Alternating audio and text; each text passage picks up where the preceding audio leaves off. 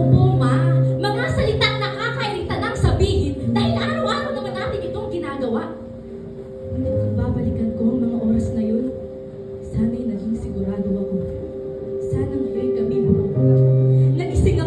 Nagising ako, hindi sa tilaok ng manok, hindi sa liwanag mula sa bintanang tanda na ako'y mahuhuli na sa aking pagpasok, kundi nagising ako sa init ng yakap ng aking mga magulang. Sana may yakap lamang iyon. Hindi bahay ang ninakaw sa amin ng sunog, kundi buhay. Ngunit bakit?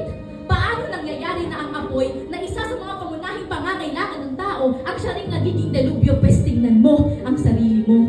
Tingnan mo ang kapaligiran mo. Mangyari sa mga kagamitan mo kung epektibo